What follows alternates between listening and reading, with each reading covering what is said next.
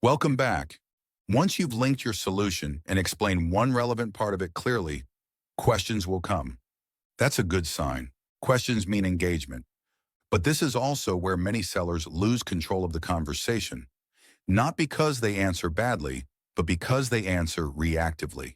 They rush, they over-explain, they jump ahead of the process. This video shows you how to handle questions without slipping back into pitching. Let's reset the posture. You are not here to answer everything immediately. You are not here to defend your solution, and you are not here to win arguments. You are here to guide the conversation. Questions don't change your role, they don't change the structure, and they don't mean it's time to abandon discipline. Here's the core idea. Every question falls into one of three categories: clarifying questions, comparative questions, and premature questions. Your job is not to answer automatically, it's to respond appropriately. Let's start with clarifying questions. These are questions like, how does that work? What do you mean by that? These are safe to answer, briefly. Just listen first. That's a good question. At a high level, it works like this. We help teams ABC, so XYZ. The specifics will change based on what you sell. The posture stays the same. Here's a quick example of what that sounds like in practice. Just listen. That's a good question. At a high level, it works like this. We help teams put a consistent outbound process in place, so pipeline doesn't rely only on referrals. Notice what's happening. You acknowledge. You explain one level deeper. Then you stop. No feature list, no walkthrough, no pitch. Now your turn. First time, calm and neutral. At a high level, it works like this. We help teams ABC, so XYZ.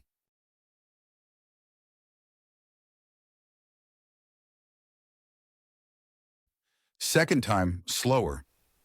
At a high level, it works like this. We help teams ABC, so XYZ.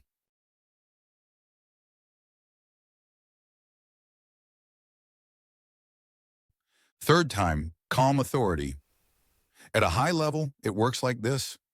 We help teams ABC, so XYZ.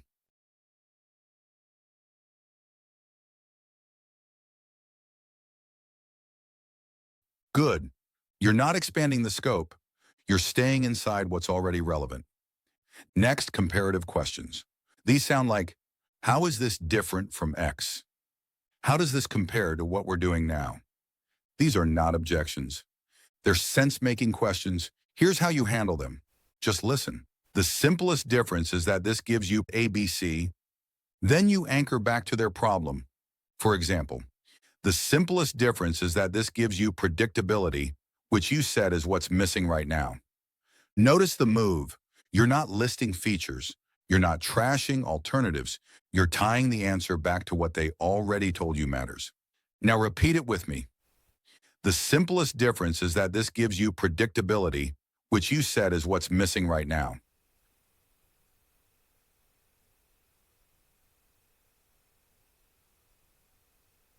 Second time, slower.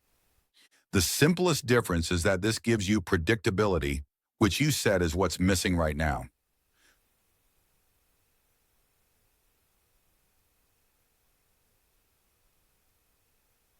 Third time, calm authority. The simplest difference is that this gives you predictability, which you said is what's missing right now.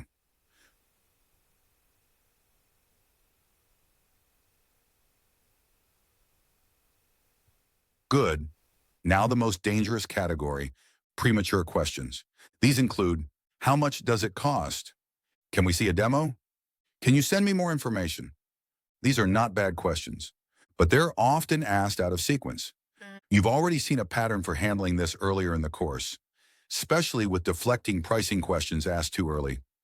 The difference here is where you are in the conversation, not how you respond. Here's the rule. If a question pulls the conversation away from clarity and into commitment, you pause it. You don't refuse, you sequence.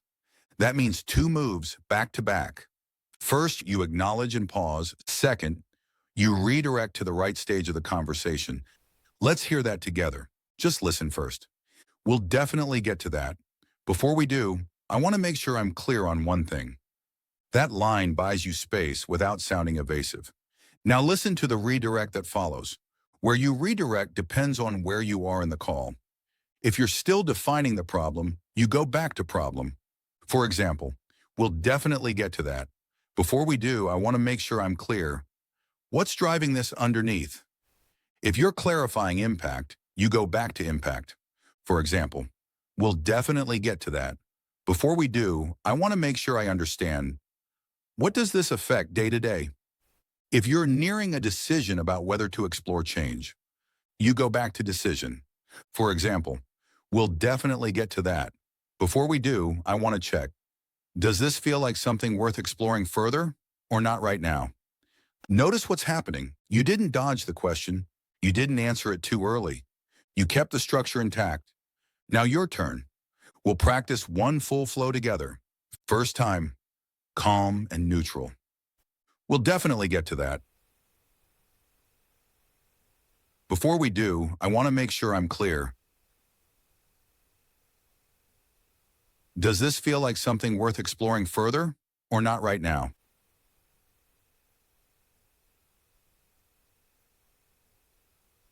Second time, slower. Own the space. We'll definitely get to that. Before we do, I want to make sure I'm clear. Does this feel like something worth exploring further or not right now?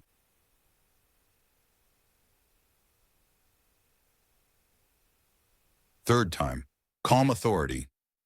We'll definitely get to that. Before we do, I want to make sure I'm clear. Does this feel like something worth exploring further or not right now?